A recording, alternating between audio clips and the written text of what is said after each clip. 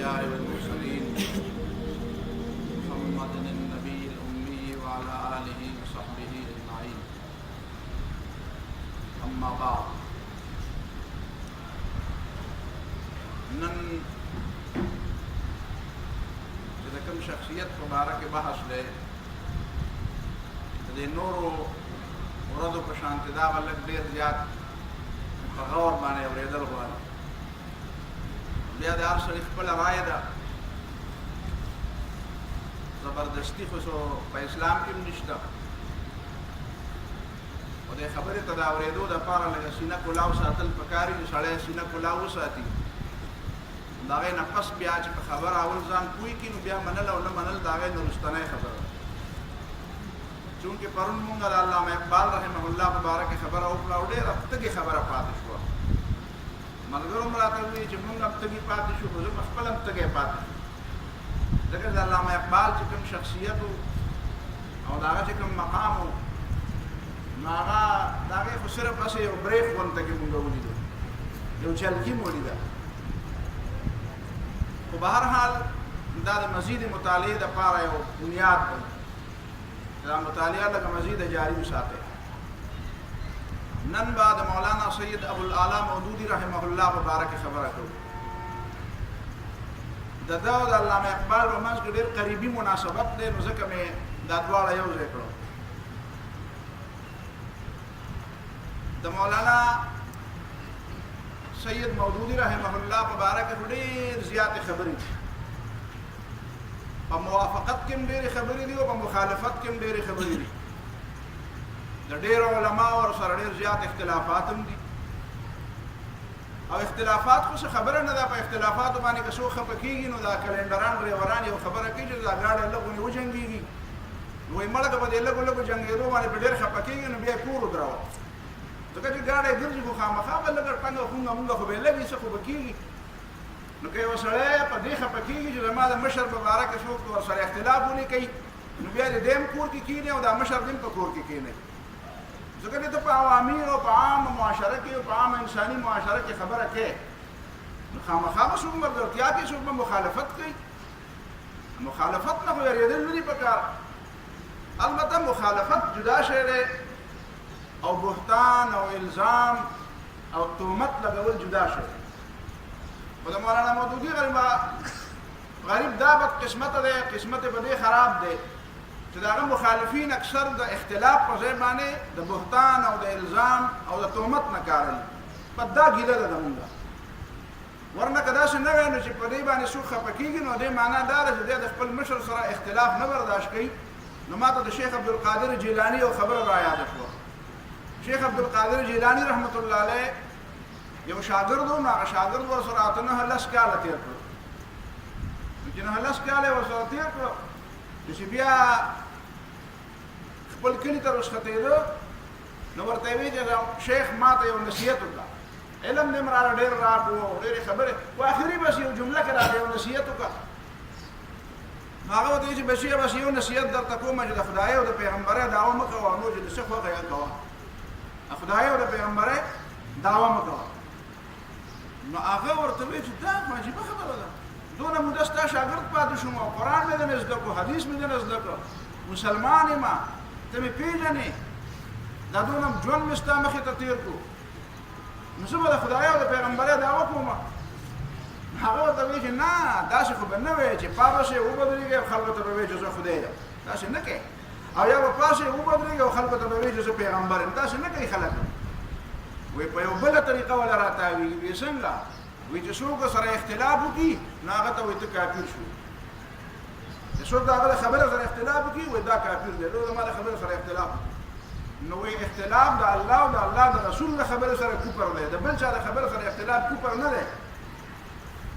نو که ته دا وایې چې زه به یو ځای کې ودرېږم او زما نه خو زه به غټ پیر یم، زه به غټ شیخ یم او زما سره به خلک علمي اختلاف کوي،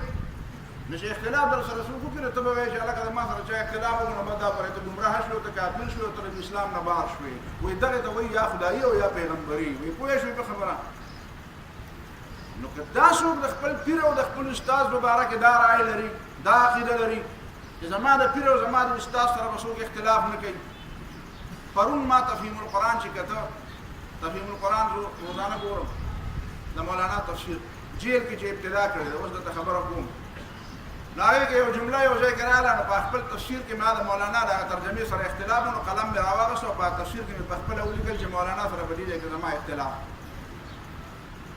خپل قلم مې په خپل کتاب کې ولیکل چې د دې ترجمې د دې ټکي سره زما د مولانا سره اختلاف حالان کې زه څوک مې مولانا مودود څوک د مولانا مودود خپل خاور نه چې هغه ګرد او غبار هم نه موږ ته ځان معلوم دی چې موږ څه یو دا یوازې علم خبرې نه دي چې کتاب چا زده کړی دا د علم لاج ساتل غواړي بهرحال هغه خپل ځای خبره ده مولانا مودودي رحمت الله علیه خپل نوم ابو الاعلی او د خپل پلار نوم سید احمد حسن دی بنیادی طور باندې حسینی سیدان دي مشران چرته راغلي او هرات ته خواجه معین الدین چشتی اجمیری رحمه الله چې په کومه زمانہ کې هرات ته تلو نو د دې مولانا د نیکه خواجه قطب الدین مودود چشتی داغه مرید شوی ولته او داغه د وجنه داغه مودود نومو داغه د وجنه د خاندان نه داغه نه بعد د قطب الدین مودود نه بعد د خاندان ته مودودی خاندان د دې خاندان د ویلوي اهل علم تیر شوی دي بیا دي د هرات نه تللی دي واپس تللی دي نو هندستان دکن اورنګ آباد ورته وي اورنګ آباد د پلار بنیادی طور باندې هو وکیل خو انتهایی درجه ډیر زیات حساس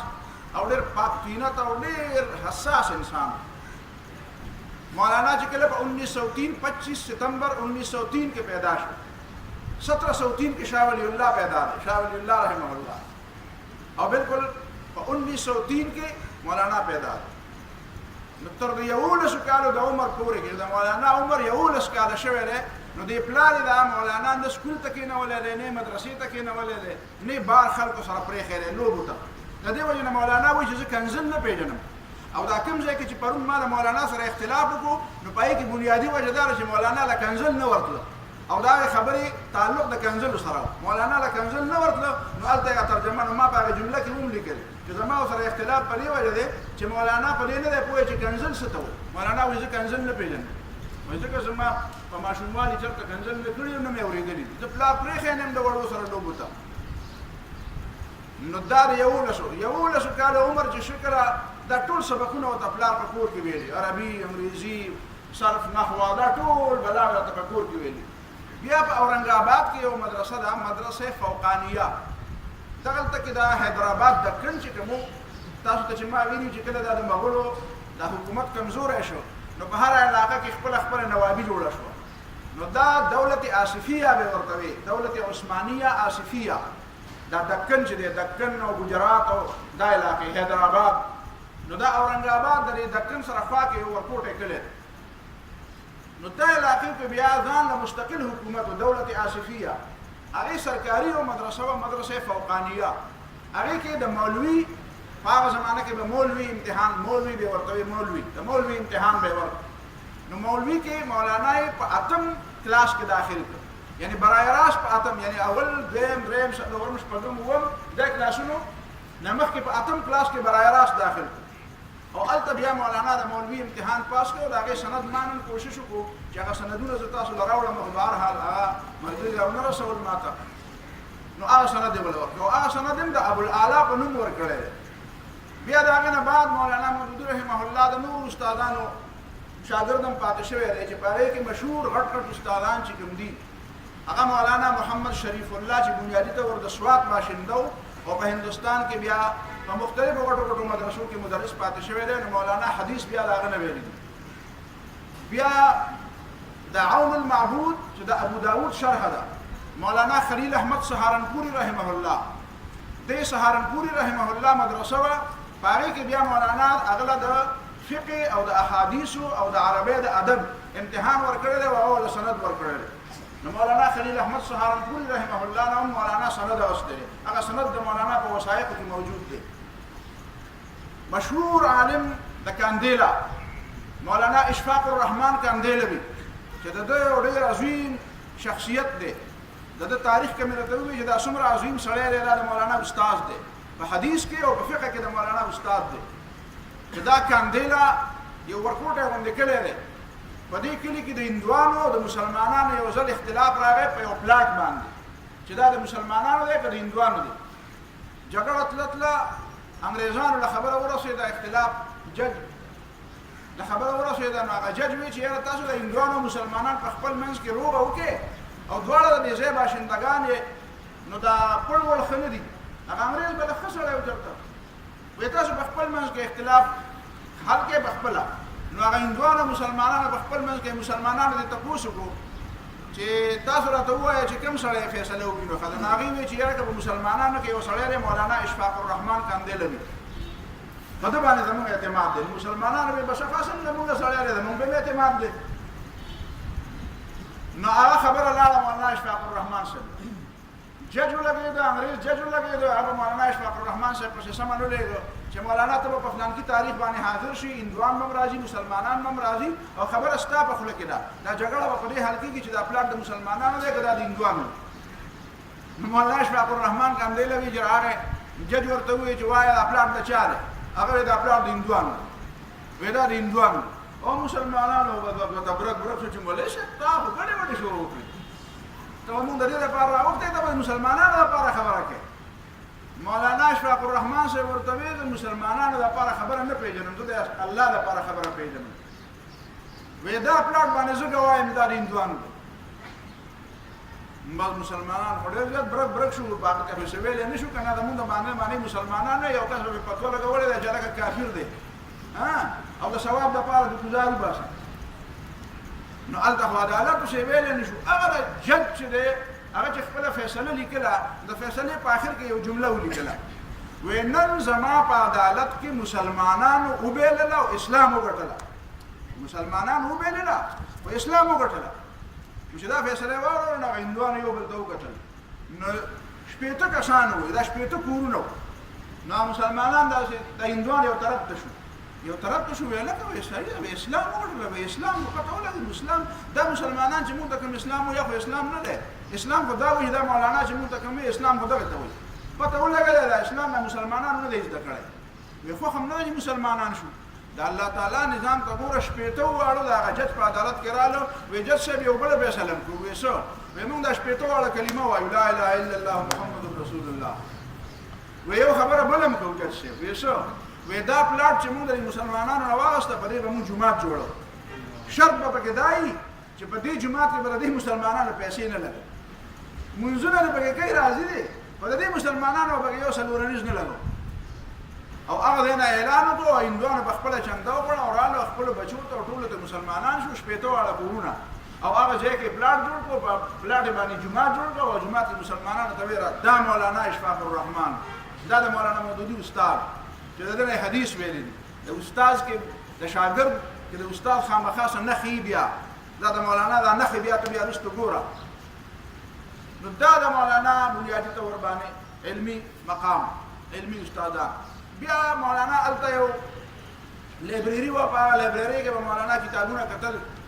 شپه ورځ به پکې ناست و. بل چاته د کتاب بار ته د وړو اجازت نه و. مولانا ته به وایي چې څونه وړی شي هلته وړه. مولانا به کتابونه وړل او د شپې به یې کتل او سهار به بیا راوړل. نو مولانا عبدالسلام نیازي، که د دې مولانا عبدالسلام نیازي قصه مې درته وکړه چې مولانا دا علما دلته ناست دي، علما یې پېژني، بلکې په دې زمانه کې ډېر علما دا کتاب ویلی هم نه. صدرا د منطق او د فلسفې ډېر لوی کتاب دی. ما په اکوړي کې ویلی او اکوړي کې زما استاد مولانا اسید الله وفات شوی دی، الله تعالی دې وبخښي. دا دوه ورونه دي په اکوړي کې، مولانا مغفور الله، مولانا اسید الله. نو دا زما استاد، ما به پکې ورته عبارت وی. نو زما استاد ما ته یو ځل وایي چې یاره په کار خو دا وه چې د دیوبند د مدرسې په شانتې یو جنډه ستا په کمره ولاړه وی، یو جنډه زما په کور ولاړه وی. ما ولې؟ وایي چې داسې شاګرد به په دیوبند کې لکه ته چې نو د هغه په جنډه به په کور باندې په کمره باندې به جنډه ولاړه، او چې زما په شان استاد و چې صدرا به یې لولوله د هغه په کور باندې جنډه ولاړه وه. نو دا کتاب مولانا د دې مولانا عبدالستار نیازي نه، عبدالسلام نیازي نه ویلی دی. او ده ورته ویلي وي سبق به څنګه وی؟ لږ محنت لږ سوچ کوئ. وایي چې داسې ټیم کې به سبق وی چې کله مونږ سبق خلاص کړو نو د سار بانګ وایي، د سار د بانګ نه مخکې به راځئ یو ګنټه یوه نیمه ګنټه مخکې، بیا به ښکته په دروازه کې ناست د هغه بره کورو او ټوخي وخي به راته نه کوي چې ګینې زه راغلی یم. که ما ته پته ولګېده چې ته زه بیدار شوم او تا ته مې اواز وکړم دروازه به درته بېرته کړو، او دا د هغه وخت خبره چې د مولانا مودودي لا شونډه نه وه شنه شوې، شونډه لا نه وشنه ماشوم نو په هغه وخت کې وی چې زه به بیا تا ته دروازه کولاو کوم نو بیا به بره راشي سبق له او که نه ما راته دروازه کولاو نه کړم چې کله د سهار بانګ ووي نو بیا زه کور ته نو مولانا به داسې ټایم له راتلو چې کتاب به یې په تخت کې نیولی او هلته به د دروازې لاندې غلی ناست و کش کلب به وی نه کوې که کش کلب دې وکړو ستا په کش کلب زه رایښ شوم بیا به ته سبق نه وی ډېر تیز مزاج والا سړی نو مولانا به هلته ناست و غلی وی که ټوخی به راغی نو ما به یارې نو ټوخی نه شي کولی ځکه چې استاد یې به رانه خفه شي نو کله به ما ته ښه پته وه ده به بره ټوخي موخي کول خو ما ته به یې ور نه لرې کو او کله کله به یې راته ور لرې کړم ور به راغلم سبق به مې دې ویلو صدرا یې د هغه نه ویلې ده په صدرا باندې مولانا خپله حاشیه لیکلې ده بیا کاش چې هغه کتابونه مونږ ته میلاو شوي وی خو هغه بهرحال هغه اوس هلته پراته دي نو دا د مولانا بیا په 12 کاله خواوشا عمر کې د هغه پلار بیا وفات شو چې پلار یې وفات شو نو مولانا سوچ وکړو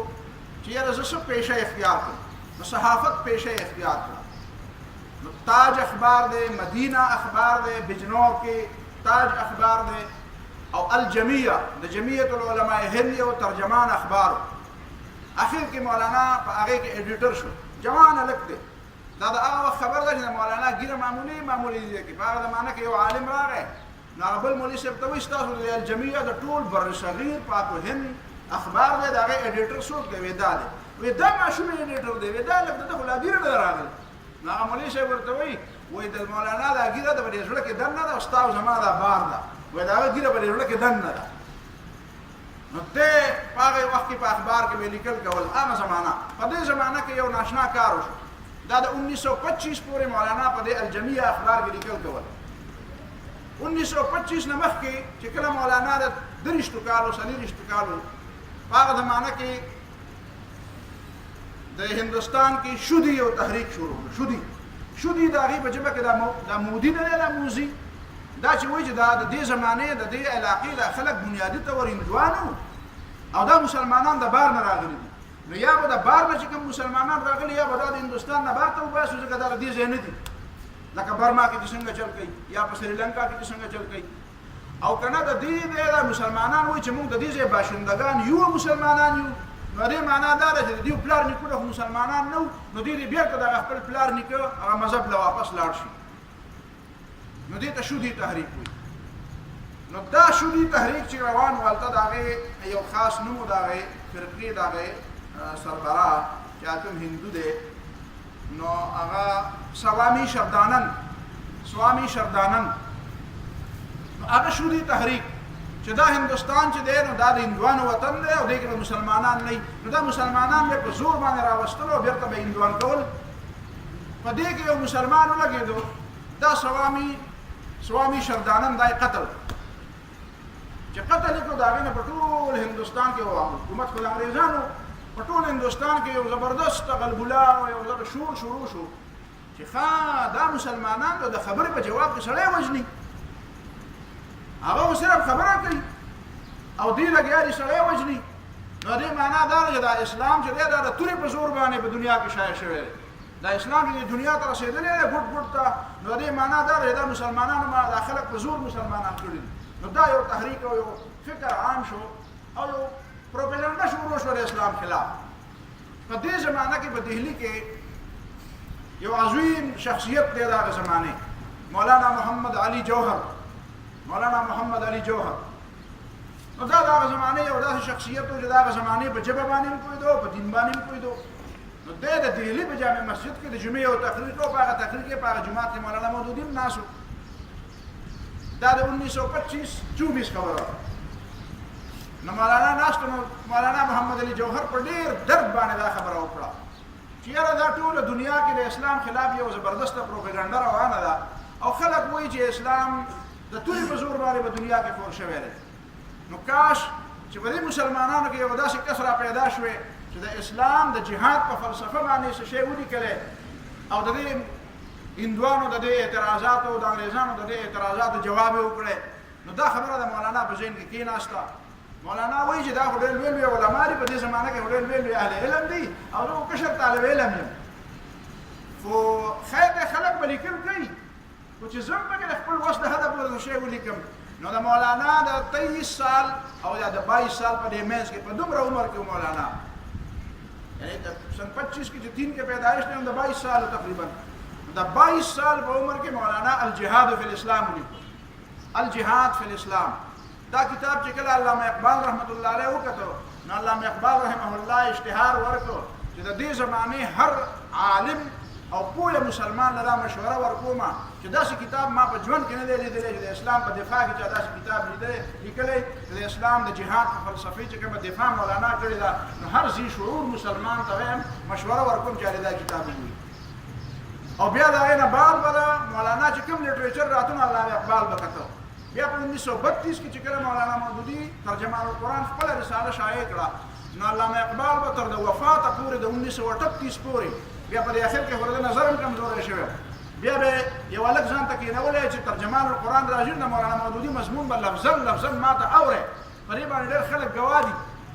په دې باندې ډېر خلک ګواه دي چې د ترجمان القرآن چې به هره میاشت راتو نو علامه اقبال به د هغې لفظا هغه اورېده به د خپل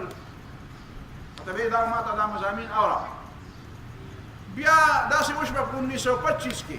1925 کې چې کله جمعیت العلماء هند د کانګریس سره اشتراک عمل وکړو کانګریس په هغه زمانه کې په دې هندوستان کې قومیت او د قوم پرستۍ او د مولانا مودودي په دې ډېرو لوی کارنامو کې د ټولو نه اولنۍ بنیادي کارنامه له دغه ځای نه شروع کېږي تاسو ته به پته وي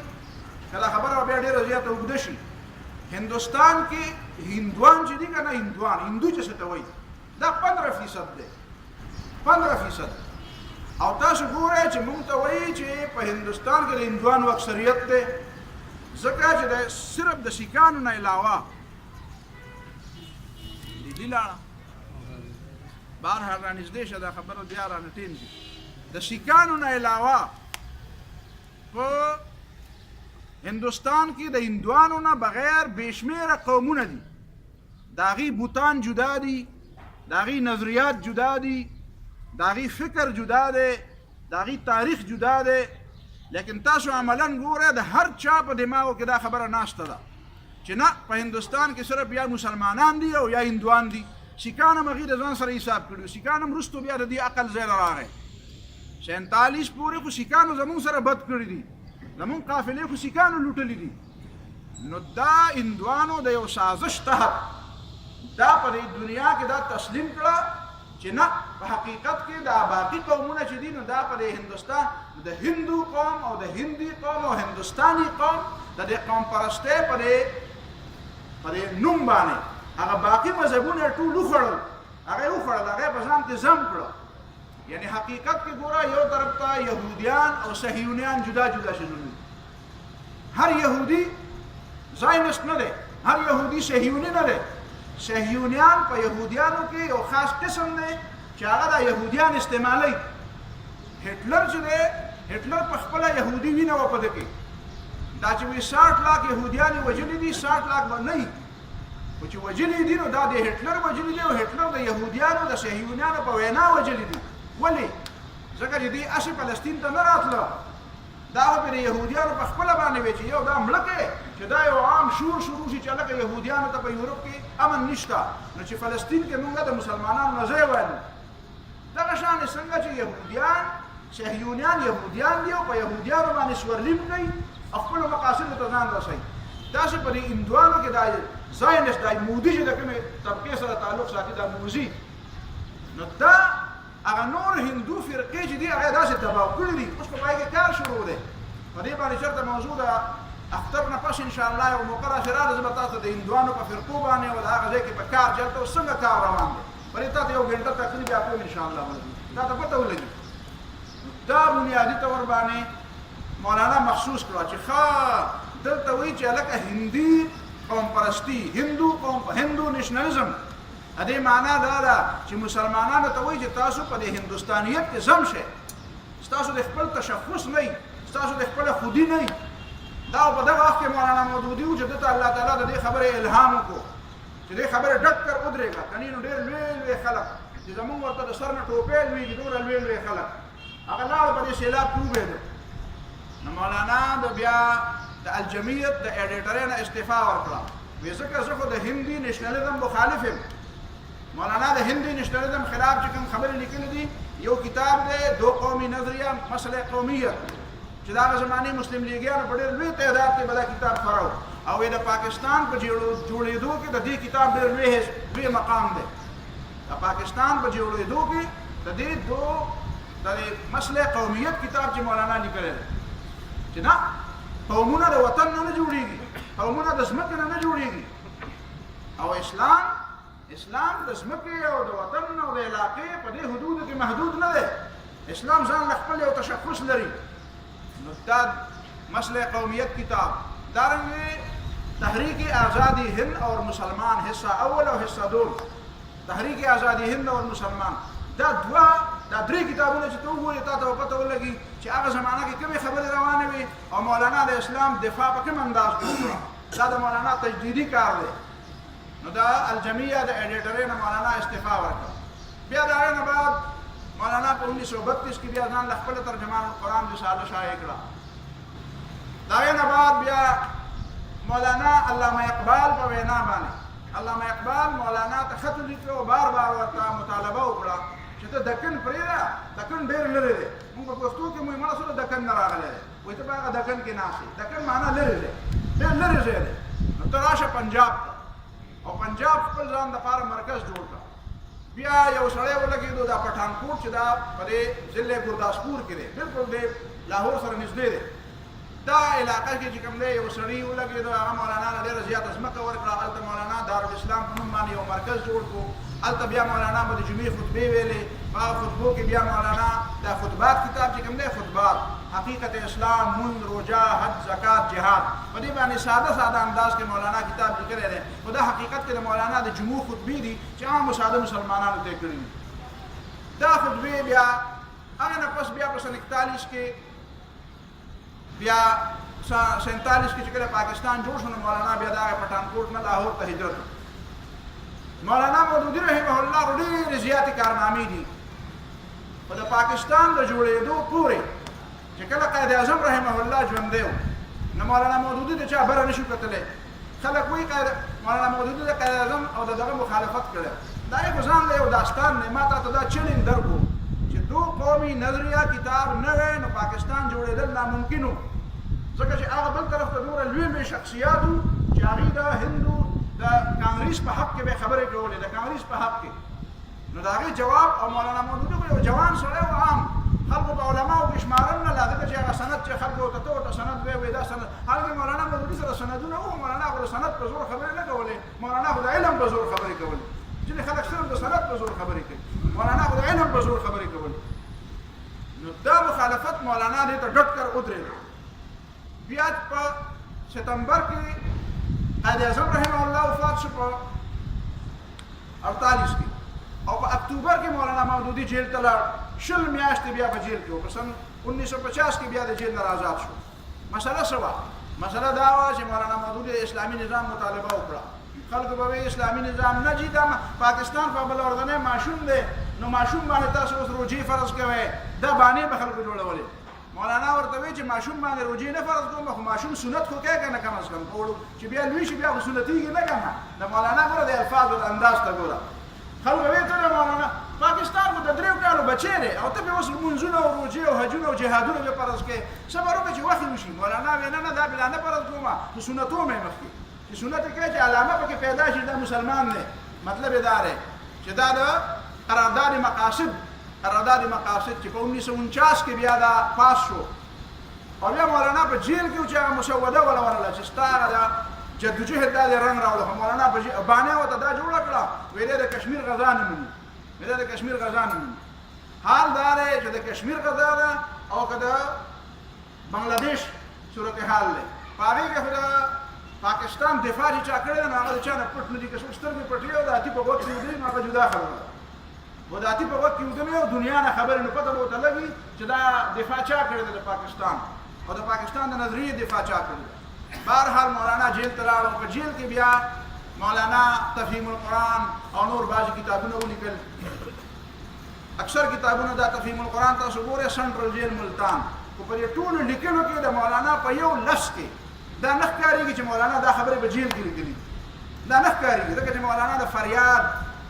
مولانا هر مقدمه د الله تعالی په دربار کې درج کړې ده ډېرې مقدمې داسې دي چې د الله تعالی په دربار کې درج کړي دي دا چې خلک د چا نه متاثر کېږي یوازې علم نه دی کني حقیقت دا دی چې زه خو د ډېرو خلکو علم موږ د ټول کتابونه ګورو چا دروازې په ځان نه بندوم ډېرو خلکو کتابونه ګورو که مولانا مودودي د چا کنزل کړي د هغه کتاب هم ګورم که چا بې فتوې لګولي د هغه کتاب هم ګورم خو حقیقت دی چې زه متاثر کېږم او زما زړه دعا کوي نو مولانا مودودی ته چې زه ګورم نو هغه داسې خبره کوي چې هغه نه په ځان یو نه په څنګه چې پرون مې درته وویل چې نه تو جهان کے لیے نہ تو زمین کے لیے ہے نہ آسمان کے لیے جہاں ہے تیرے لیے تو نہیں جہاں کے لیے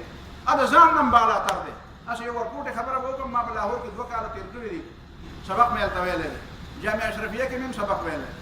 اکوړه خټک کې مې هم ویلی دی دا ټول علما د مدرسې دا زما استادان هم دي او ما پکې سبقونه ویلي دي ما پکې طالب علمان ملګري هم دي هلته یو جومات دی هغه دی که د مولانا کور دی دا روډ چې خلاص کړي اجره کې دی خوا مولانا مودودي به زیات منزله ته جامعه اشرفیه ته اشرفیه د دارالعلوم دیوبند د مولانا اشرف علي تھانوي رحمه الله د فکر مدرسه ده مشهوره مدرسه ده په جامعه اشرفیه په لاهور مولانا به د جمعې منزله هلته ته او کله کله به مولوي صاحب په مولانا باندې رد کوو نو مولانا به بیا داسې چلو کړو چې سترې نه شاته به کېناسته چې دی ما ویني نه خیر دی که څه وایي نو وایي دی خو چې ما مخامخ ما ویني نه هغه ته چې کله بیا پته ولګېده نو بیا به مولانا چې چا ورته وایي چې مولانا خو دلته منزله راشي نو بیا به غږ نه کوم هغه خبره ده حیا خو به سړي کي دا مولانا محمد عمر اچروي چې دی نو مولانا ملچر ته یو ځل ناوخته شوی دی نو راغلی دی نو ملګري ته یې ویلي چې دلته د عمر اچروي صاحب خواله ورشو هغه ورته وایي چې مولانا هغه خو په تا پسې د کنزلو له حده پورې روان دی وایي مړه څوک د کنزل به وکړي نو وبکړي بیا مونځ کې خو به کنزل نه کوي که نه مونځ کې خو به الحمدلله رب العالمین وایي نو مولانا ورغی او کېناستو مخامخ چې هغه مولانا مودودي ولیدو نو چې پرې خوله وله څه ورتلل او هغه بدره دی بدره دی او هغه کوپر یې وغړاو مولانا ښه په قلاره ناست دی او اوري بیا چې مونځ شو الله اکبر مولانا مونځ وکړو بیا روان شو ملګری ورته وایي چې مولانا اس مولوی صاحب نے تو بڑا ظلم کیا تو مولانا وایي بس صبر کر نو هغه وایي یاره جی بہت زیادہ ظلم کیا نو مولانا وایي بس ٹھیک ہے کیا اس نے اس کا شوق پورا ہوا نو آخر کې هغه ورته وایي نہیں مولانا اس نے تو ظلم کی حد کر دی نو مولانا ورته مخ راواړو ورته وایي تو آپ صبر کی حد کر دیں دا خبره په خولې ډېره اسانه ده او عملا که ما ته اوس چا کنځل وکړو نو خدای خبر چې زه به برداشت وکړم که به ونه کړم حالانکه نوم د مولانا مودودي پرېږده نوم د پیغمبر علمه پیغمبر صبر کړی مولانا مودودي خو زما لپاره معیار نه دی پیغمبر معیار دی نو پیغمبر صبر دی خو مولانا مودودي خو د پیغمبر هغه صبر اخیستی و که نه خو دا په چا کې شته چې تا ته کنځل هم کړي او دی وایي نه وایي اس نے ظلم کی حد کر دی نو مولانا ورته وایي آپ صبر کی حد کر دی بیا مولانا پسند 53 کې بیا د قادیانیت مسله راغله پسند 53 کې قادیانیت مسله راغله د قادیانیت مسله راغله مولانا د قادیانیت خلاف قادیانی مسله کتاب ولیکه قادیانی مسله اوس موږ ګوره د حقیقت کې چې د قادیانیت خلاف مولانا مودودي کوم کار کړی دی د قوم پرستۍ خلاف او د قادیانیت خلاف نو پسند 53 کې بیا په ټول مشرقي او مغربي پاکستان یو دا خبره لږه ښه په کلاو غوږونو واوره مشرقي او مغربي پاکستان یو لوی خلک موجود وو خو په دې لوی خلکو کې صرف په 2 خلکو باندې پانسي وخته پانسي صرف په 2 خلکو وخته چا معافي غوښتلې وه د هغې نومونه هم راته یاد دي څوک تښتېدلي وو د هغې نومونه هم راته یاد دي چا بوقرې په سر کړې وې بوقرې دا هم راته یاد دي چې چا ګیرې خرولې وې نومونه یې نه علم غټې غټې معافینامې وغوښتلې وې یاره جي بیا مې د پلار نیکه توبه ده بیا به قادیاني ته کافر نه ویم مولانا مودودي هغه جیل ته لاړو مقدمه پې ماشاءالله ولګوله او مولانا مودودي او مولانا عبدالستار خان نیازي مولانا عبدالستار خان نیازي دا 2 نومونه یاد ساته یوازې د مولانا خبره نه کوم دروغ نه وایم چې صرف کریډټ مولانا له ورکوم نه عبدالستار خان نیازي مرحوم د بریلوي مکتب فکر سره تعلق و ستاسو خیال دا مشران پیژنې غټه کوله به والي وه دې 2 کسانو باندې پانسي وخته او چې کله د پانسۍ واورېدو مولانا ښه په قلاره وایي چې خلکو بیا ورته وایي چې یاره جي د پانسۍ ته درخواست کولی شي د نظر ثاني درخواست کولی شي مولانا ورته وایي درخواستونه په دې ځمکه فیصلې په دې ځمکه نه کېږي فیصلې په اسمان کې کېږي خلک به ورله راغله چې مولانا معافي وغواړه مولانا ورته وایي چې د ظالم نه معافي غواړل زما په مزاج کې نشته د ظالم نه معافي نه غواړم او د شهادت ما ته ملاویږي او د شهادت لپاره زه معافي وغواړم. عبدالستار خان نیازي ما ډېر لوی مضمونونه لوستي. هغه وایي چې مولانا سره وایي زه یو په دوو شوکت اسلام سن 70 کې شوکت اسلام جلوس و. شوکت اسلام ولې شوکت اسلام څه معنا وه؟ په سن 70 کې مولانا باشانی په هغه زمانه کې یو د مولانا په نوم باندې یو سړی و مولانا باشانی. هغه په دې پاکستان کې دننه د سوشلیزم او د کمیونیزم دپاره تحریک چلاو. زور یې لګاو چې نه په دې وطن کې کمیونیزم او سوشلیزم راوستل پکار دي. مولانا مودودي ورته راپاڅېد ویې نه دا وطن د اسلام په نوم جوړ دی. دا د هغه ځای جملې دي د مولانا. یہ ملک کسی کارل مارکس اور کسی ماؤزیتون کے نام پر نہیں بنا, یہ محمد رسول اللہ کے نام پر بننے والا ملک ہے. اس ملک میں صرف شریعت نافذ ہوگی. اب یہ مولانا کا جملے ویلی دی یہ شریعت بزدلوں اور نامردوں کے لیے نہیں ہے جو ہوا کے دوش پہ اڑنے والے اور سیلاب کے رو پر بہنے والے خس و خاشاک کی طرح بہنے والے ان لوگوں کے لیے نہیں شریعت نازل ہوئی. شریعت ان جوان مردوں کے لیے نازل ہوئی ہے جو ہوا کا رخ بدل سکتے ہیں, جو ہوا کے رخ کے خلاف اڑ سکتے ہیں, جو دریا کا بہاؤ بدل سکتے ہیں. اور بیوی چې دا کېدی نشي چې په دې ملک کې به مونږ ژوندي او په دې ملک کې به سوشلیزم راولي. نو بیا هغه شوکت اسلام عبدالستار خان نیازي وایي په دوو موقعو باندې زه د مولانا مودودي سره وم. وایي عبدالستار خان وایي ما مولانا روان و جلوس د شوکت اسلام جلوس په لاهور کې. وایي فوجیان هلته کرښه راښکله چې د دې کرښې نه لاړې نو هلته یې پوزیشنونه واغېستل. وایي چې د دې کرښې نه قدم مخکې واله که نه نو بیا به در باندې ګولۍ چلو. وایي د ما باندې خو راپرپۍ ولګېده. وایي مولانا ته مې وایي چې مولانا اب کیا کریں گے. فوجیان خو وایي چې د دې کرښې نه به اخوا قدم نه ږدی. او مولانا داسې په قلاره روان و, داسې خام خپل خاص پروقار انداز کې روان و. وایي ما ورته وایي چې مولانا اوس به څه کوو؟ وایي مولانا ډېر په بېنیازۍ باندې ما ته مخ راواړو راته وایي چې مولانا یہ بات تو گھر سے نکلتے وقت سوچنے کی تھی. په دې خبره خو به دې په هغه وخت کې سوچ کولی چې کله د کوره راوتې. مولانا چې جیل ته ته پولیس والا ورته وایي چې مولانا خیر دی تاسو راوتې نو تاسو ورشئ کور ته که څه ضروري خبره. مولانا وایي چې زه د کوره همیشه راوځم, زه مستقل راوځم, زما واپس په کور کې کار نشته, ده چې ځو جیل ته ځې او که پانسۍ ته ځې, زه چې ځو واپس کور ته نه ځم, زه چې د کوره راوځم زه مستقل راوځم. وایي یو مې دا موقع ولیده. وایي چې په هغه کرښه یې داسې خپه کېښوده چې تا به نه وایې چې دا چېرته کې د مرګ خبره ده. وایي بل چې مولانا پانسي په ده مو لګېده او په ما مو لګېده. وایي بېګاله د شپې راته وایي چې دا پرتوګونه لرې کړې او لنګونه یې راله راکړو. وایي ما ته مولانا وایي چې مولانا دا لنګونه یې راله ولې راکړو, دا پرتوګونه وایي چې ولې لرې کړې؟ وایي چې ما ورته وایي چې مولانا دا ځکه وایي چې په دې کې دا پرتوګاف دی. وایي اصل چې دا چېرته کې ځان ته مرۍ ته واچي او ځان پانسي نه کوي. مولانا داسې په ډرک ډرک وخندل. وایي چې چېرته ما مولانا داسې په خندا نه ولیدلې. وایي چې دا یہ لوگ تو بڑے بہت زیادہ بیوقوف نہیں ہے. و دا خلق خو ډېر بیوقوفه نه دي چې دا چاته به شهادت مرګ ملاوي او دی به ځان پانسي کوي. وایي بیا مولانا ډوډۍ وخوړه. وایي زما خو منوړی د حلق نه تېرېده چې پانسي ده.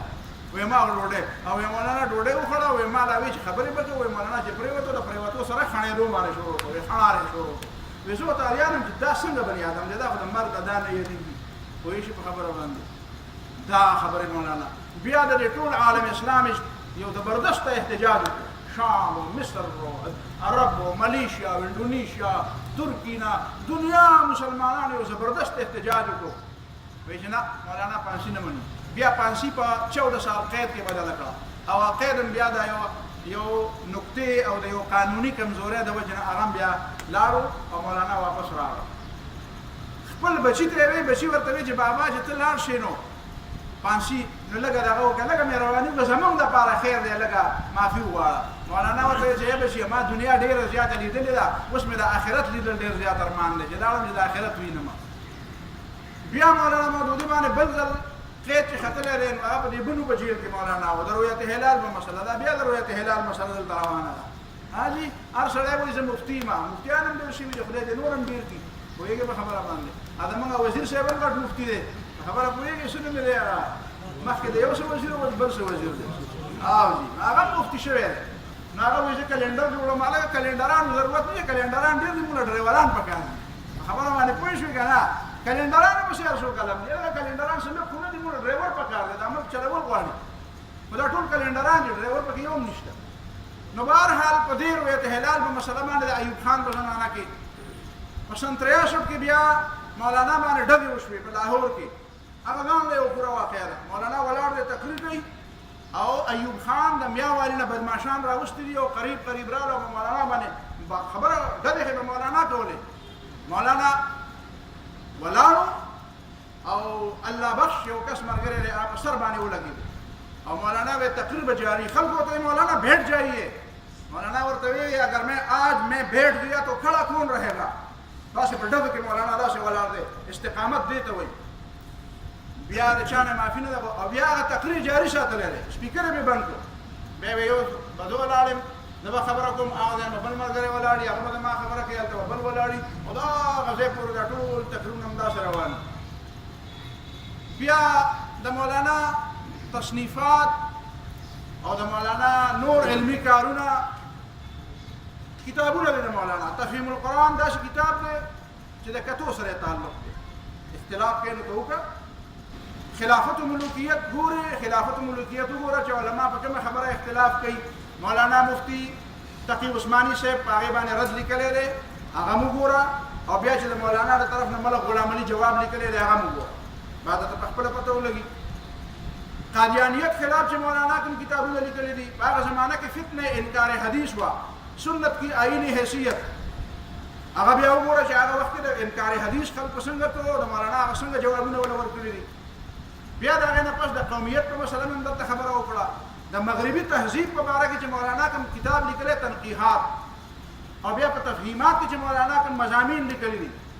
نو د مولانا کارنامې د مغربي تهذیب د سوشلیزم او د کمیونیزم خلاف د قادیانیت خلاف د قوم پرستۍ خلاف اسلام اجتماعي نظام دی په هغې باندې چې مولانا کوم لیکل کړي دي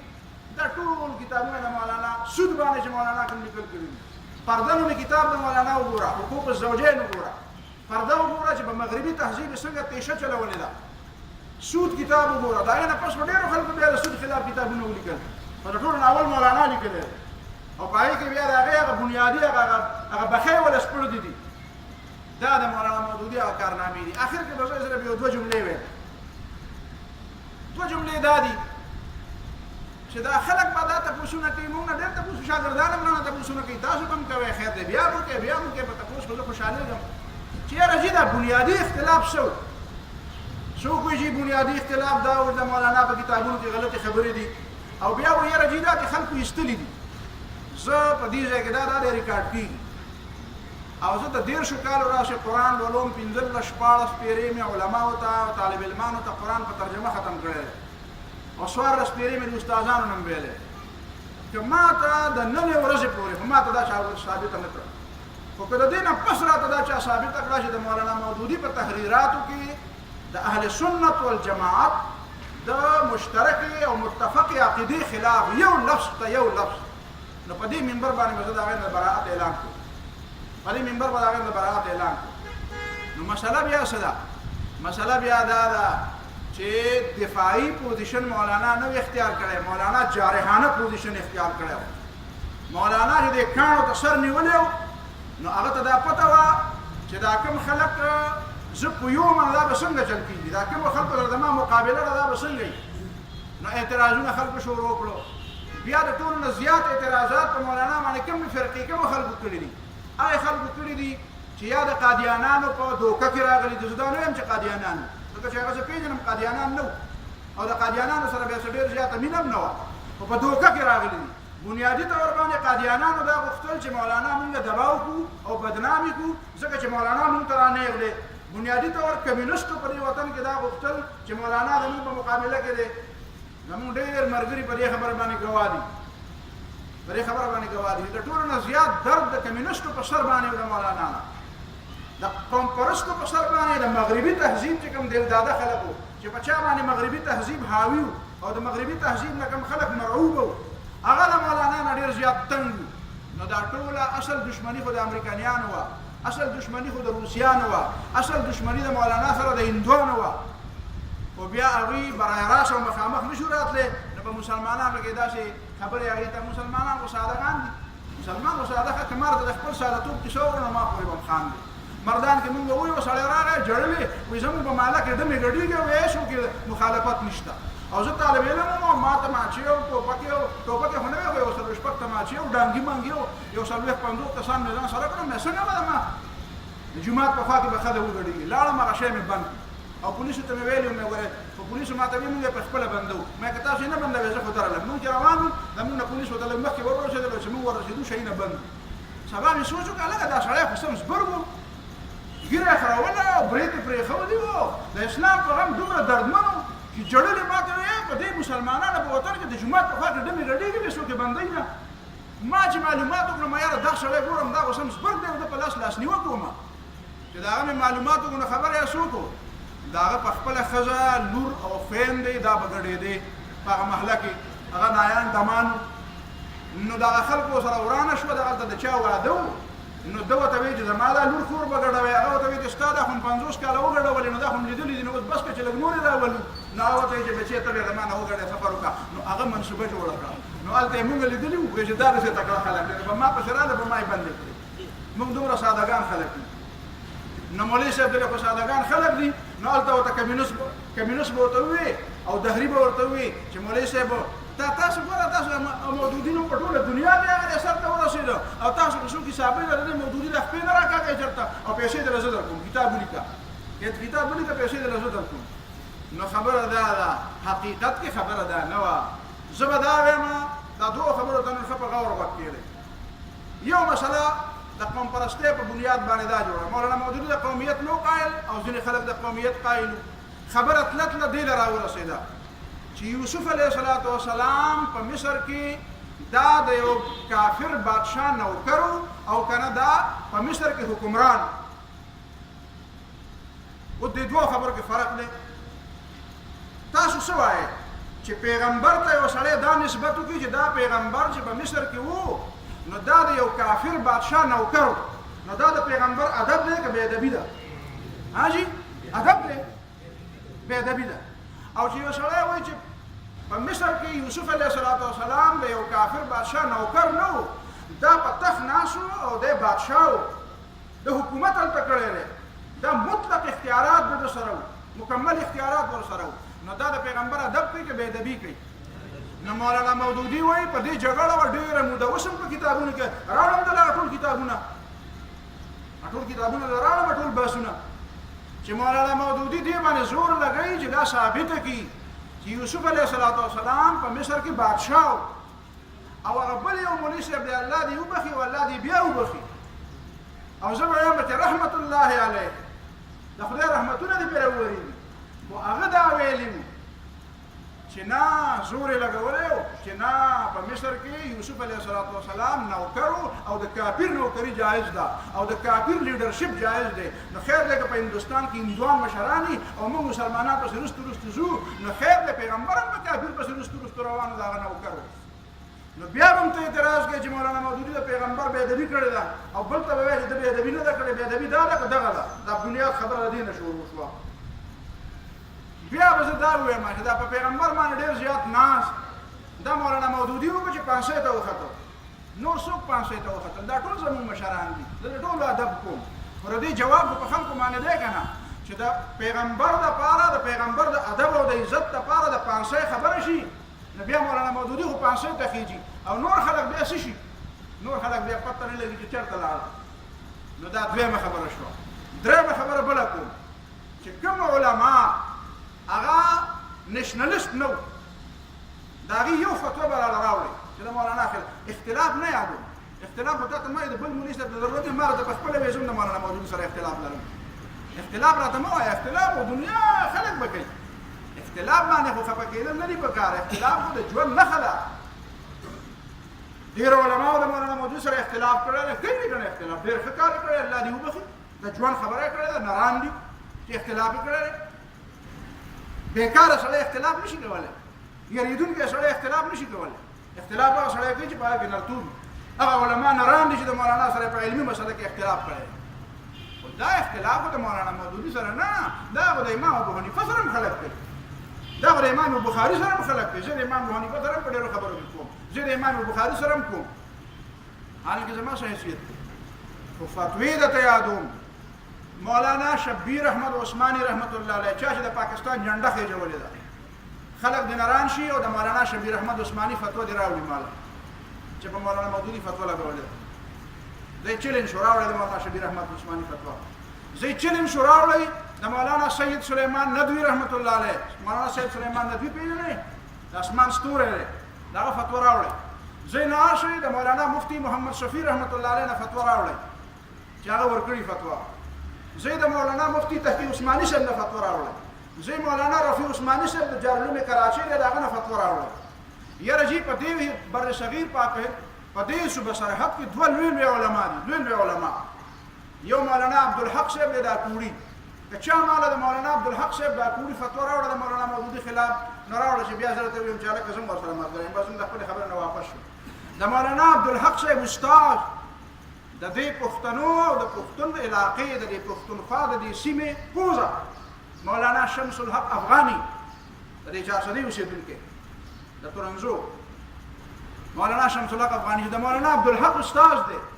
کدا هغه نه مال چا دغه په تحریراتو کې په دې زمانہ کې وو د مولانا مولوی په وخت ما لیدلې ما په شیرګل کې تقریر اورېدلې لوی عالم ولې زمانه حقیقت دا دومره ذهین انسان او دومره پوهه انسان دا په دې علاقه کې ډېر کم پر پښتنو سیمه کې ډېر کم د صفات شوی دا مولانا شمس الحق افغاني کې ماته دا چا ثابت کړه چې د مولانا مودودي خلاف فتوا ورکړه د نوراشه مانه دا پوزه پرېګه دا پوزه نه دا ټول خلک مخې پرې دا ولې دا ځکه چې دا خلک د هغه نېشنلیزم د عقیدې خلک نه وو تکلیف هغه چاته وو چې یا د نېشنلیزم د عقیدې او یا بیا د یو خبره بل کوم چا چې په مولانا ټول نه اول الزام لګولې او اعتراض کړو او ډېر زیات سخت خبرې کړې دا ډېر قریبي شاګرد مولانا مفتی محمد یوسف د بونیر د باشکټي هغه د مولانا مودودي په دفاع کې دوه جلد کتاب لیکلی نو خپل استاد هغه طرف ته او د خپل شاګرد هغه خپل استاد په خپل خبره مطمئن کړي نه شاګرد ته مطمئن نه هغه د مولانا مودودي په دفاع کې خبره وکړه د دیوبند ټولو نه لوی دوه علما مولانا محمد چراغ او مولانا مفتی سید سیاح الدین کاکا خیل مفتی سید سیاح الدین کاکا خیل هغه سړی دی چې په دیوبند دارالعلوم کې دومره نمبر یې اخیستی دي چې دومره نمبر یې بیا د هغې نه پس د اوسه پورې په دیوبند کې چا نه دي اخیستی هغه بیا د مولانا مودودي خواته ولاړ مولانا محمد چراغ د مولانا مودودي خواته ولاړ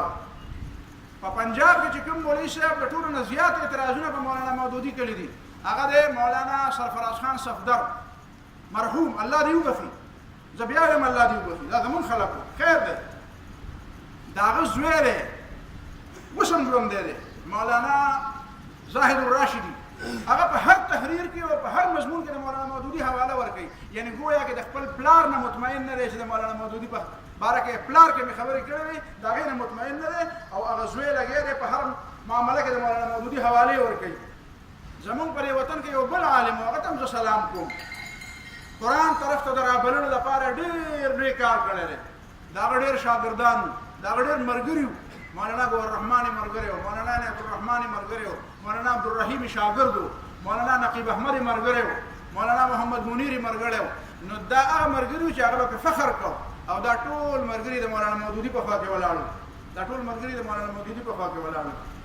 نو دا پته ولګېده چې دا خبره داسې نه وه چې دا کومه د خلکو ته ډېره مشهوره شوې ده دا چې ډېره زیاتې هایلایټ کوي چې یاره جي دا چل دی بیا په آخر کې به دا وایي یاره جي دا نوم یې ابوالاعلی دی نو دا نوم یې ولې داسې ابوالاعلی یاره تو استغفر الله وایي ابوالاعلی وایي پلار ته وایي او اعلی خدای ته وایي استغفر الله نو دا مولانا شریف الله صاحب دا مولانا خلیل احمد سهارنپوري صاحب دا مولانا عبدالسلام نیازی صاحب چې ولا سند ورکوي نو دا ابوالاعلی په نوم یې ولا ورکوي او دا علما وایي دی زمونږ منشي پاتې شوی دی په الجمیت کې نو الجمیت کې چې مولانا ایډیټر خو دغه ابوالاعلی نوم وکنه نو چې ستا مزدور نو تا ولا نوم ولې نه بدلاو تا به ورته وایي چې بچی ستاسو نوم دی وایي چې زما ابوالاعلی نوم دی اله بچی دا نوم دی بدل کړه نو بیا به د اله مزدور د ایډیټر د ځان سره نو دا نوم ولا هغې ولې نه بدلاو دا اعتراض به په هغې باندې دی زما دا جواب به راله څوک راکوي بیا دا اعتراض به زما په هغوی دی چې هغه چا ډېر لوی لوی علما وو او دی شاګرد و مولانا خلیل احمد سهارنپوري د مولانا محمد شریف الله نو هغې وله دا نوم ولې نه بدلو خو زه دا وایم چې دا اعلی څه ته وایي اعلی خدای ته وایي اعلی خدای ته وایي نو چې اعلی خدای ته وایي نو قرآن کې چې الله تعالی وایي وانتم الاعلون ان کنتم مؤمنین ولا تهنوا ولا تحزنوا وانتم الاعلون. دا اعلون د څه جمع ده؟ اعلون د چا جمع ده؟ د اعلى. نو هر مسلمان به اعلی کده مؤمنی. نو څه مطلب دی بیا؟ نو که ته اعلی کنه بیا هغه مسلمان نه ته اعلی کنه. یو لطیفه بدرته ویم د ما سره پر لاهور کې یو مدرس ملګری و د ګجرانوالي. نو هغه وی چې زمونږ علاقې ته یو مولوي صاحب راغلی و، یو مولوي صاحب او هغه د یوې پارټۍ ناظم اعلی او هلته ورته پوسټر کې هم لیکلي وو چې فلانکې ناظم اعلی د فلانکې پارټۍ او په تقریر کې وی ګوره دا مودودي ځان ته ابوالاعلی وي او اعلی خو په دنیا کې دوه دي، یا خدای اعلی دی او یا فرعون ځان ته اعلی ویلي. نو دی د کوم اعلی پلار دی؟ وی ما سره داسې ورکوټې غوندې چیټو وی ما ورته ولیکل چې یہ اس تیسرے اعلی کا باب ہے جو فلان جماعت کا ناظم اعلی ہے. وی ما ته وی چې خو اعلی خو تم یې دا هم دلته په پوسټر کې اعلی لیکلي دي. نو وی بیا چې چیټو کتل وی چیټې درسه ته کېښود. نو داسې مه کوه که نه، داسې مه کوه که نه. اعلی رافع اعلی د الله تعالی په نومونو کې شته. مولوي صاحب دلته چې هغه د خدای یو کم سل نومونه دي، یو کم سل نومونه د الله تعالی په کتابونو کې لیکلي دي که نه. که ما له چا راوړو چې په هغې یو کم سل نومونه کې اعلی شته نو دا پوزه بیا کټ کړو بس دی راوړی شي. رافع د الله تعالی نوم دی که نه دی؟ او چې رافع پکې شته په دې 99 نومونو کې، په دې 99 نومونو کې رافع شته. خو د نبي علیه الصلاة والسلام صحابي دی. مشکات کتاب الزکات راواله، مشکات دلته مولوي صاحب سره شته، مشکات کتاب الزکات راواله. په هغې کې لیکلي دي د نبي علیه الصلاة والسلام یو صحابي دی، د هغه نوم دی ابو رافع. رافع د چا نوم دی؟ د الله تعالی. نو ابو رافع څه معنی؟ نو نبی علیه الصلاة والسلام د هغه نوم ولې نه بدلو؟ زه دا سوال به ته راکړې، دا به مشکات باندې تپوس، دا به د خپلو استادانو نه تپوس وکړه چې هلکه رافع خو په دغه 99 نومونو کې شته او د هغه صحابي نوم دی ابو رافع. او ته به اب پلار ته وایي، اب پلار ته نه وایي، اب پلار ته نه وایي. ابو هریره څه مطلب دی؟ ابو هریره پیشوغني ته وایي. د ابو هریره څه مطلب دی؟ د ابو هریره د نهو پیشوغنی زوی و که د پیشوغني پلار دا لکه اب چې پلار ته وایي نو ابن به بیا زوی ته وایي که نه؟ ابن زوی ته وایي. نو په قرآن مجید کې په دې اولې سپاره کې چې راغلی دی وابن السبیل، وابن السبیل نو د لارې بچي. یا لکه تاسو لارې بچی پېژنئ، لارې بچي راوړي. نو قرآن چې وایي د لارې بچي له به زکات ورکوئ. سورت توبه کې هم وایي ابن سبیل، ابن سبیل له به څه ورکوئ؟ زکات به له ورکوئ. ابن سبیل معنی لارې به زوی راوړی. نو لارې زوی راوړی د اوسه پورې نه جي ابن زوی ته همیشه نه وایي او اب همیشه پلار ته نه وایي. دا فضول خبرې ولې کې؟ دا ولې کې؟ په ځان د علم دروازې بندې. د مولانا مودودي نه امریکایان تنګ دي، یهودیان دې تنګ دي. یهودیان وایي مولانا مودودي، علامه اقبال، حسن البنا، سید قطب، امام ابن تیمیه وایي دا څلور پنځه کسان دي وایي د دې نه د پوځ نه راغلي یو. وایي چې دا نه وایي که نه وایي د موږ او د مسلمانانو په منځ کې هېڅ اختلاف نه و، مزې وې بلکل. او که ته وایې چې مولانا په فلانکي کتاب کې داسې نقطه ده او داسې نقطه ده نو بیا یو دوه درې خبرې نورې هم کوم. ما ته داسې خبرې معلومې دي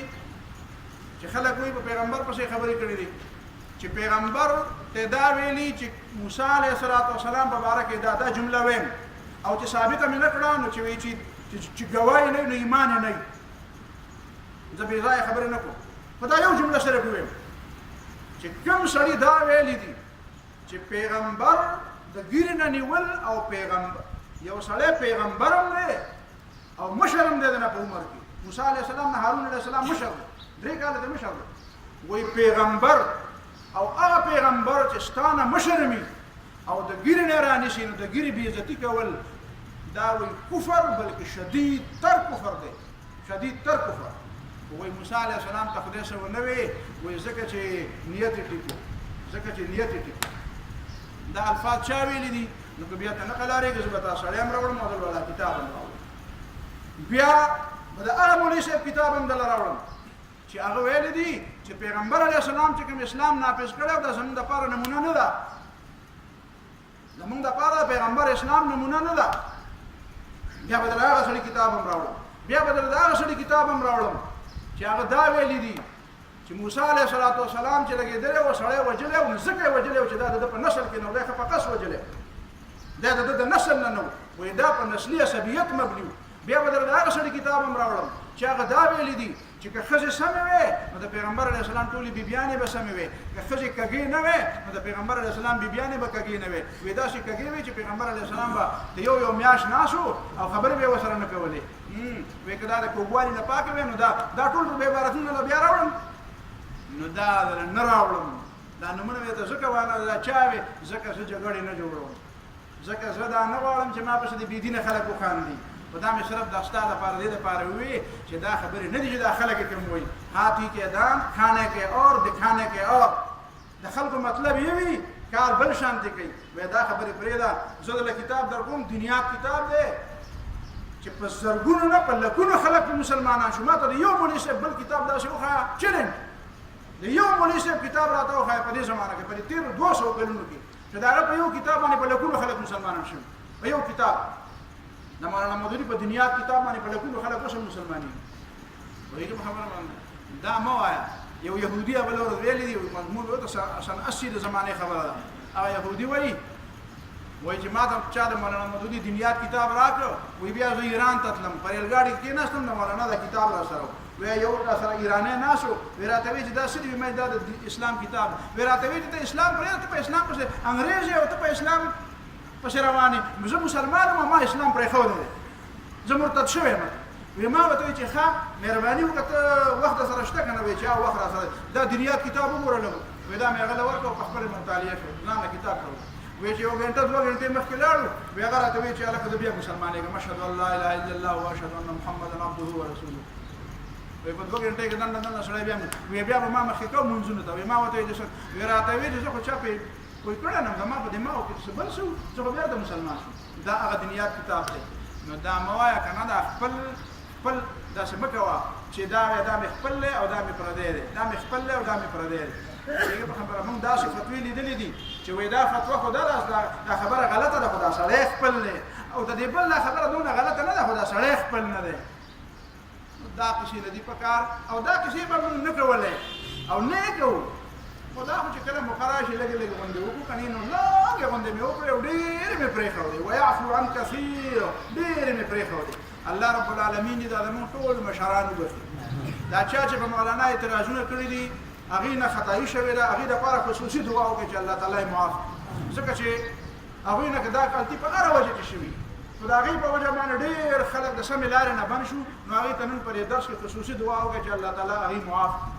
الله تعالی مولانا مودودي پسې یو کس راغلی و یو مولوي صاحب راته په خوب کې بار بار راځي چې ما په مولانا مودودي سره ډېر په عذاب وي وایي یا الله پاکه ما ټول معاف کړي دي خو ته یې معاف کړه